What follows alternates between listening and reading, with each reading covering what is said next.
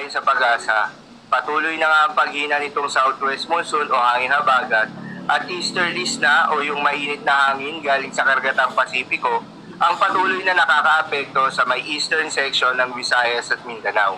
Dahil dito, asahan yung bahagyang maulap hanggang sa maulap na kalangitan na may kalat-kalat na mga pagulan o thunderstorms.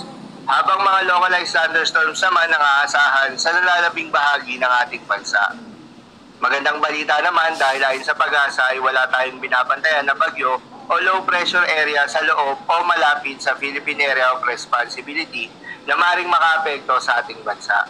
Samantala, yung binabantayan natin na low pressure area na nasa labas ng Philippine Area of Responsibility na malapit sa Guam ay nananatiling mababa yung tsansa na maging bagyo sa susunod na 24 oras.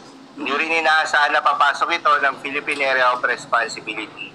Ngunit patuloy pa rin magantabay sa posibleng development nito. Dahil nga sa epekto nitong easterlies, asahan ngayong araw ng Lunes sa Bicol Region, Eastern Visayas, Caraga at Davao Region ang bahagyang maulap hanggang sa maulap na kalangitan na may kalat-kalat na mga pagulan o thunderstorms. Posible ang mga pagbaha o pagguho ng lupa during severe thunderstorms. Habang sa Metro Manila naman at nalalabing bahagi ng ating bansa, ay asahan rin yung bahagyang maulap hanggang sa maulap na kalangitan na may kalat-kalat na mga pagulan o thunderstorms.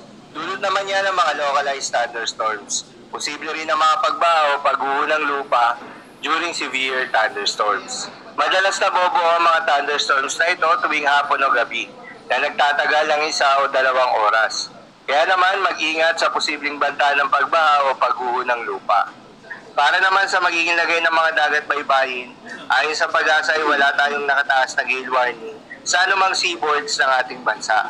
Kaya naman malayang makakapamalaot yung mga kababayan nating mga isda at yung may mga maliliit na sasakyang pandagat dahil inaasahan lamang yung banayad hanggang sa katamtaman ng mga pag-alon. Ngunit iba yung pag-iingat pa rin lalo na kung meron tayong offshore thunderstorms activity dahil asahan pa rin yung tsansa ng malalakas na hangin at kaakibat nito ang pagtaas ng mga alon. So yun lamang po para sa lagay ng panahon ngayong araw ng Lunes.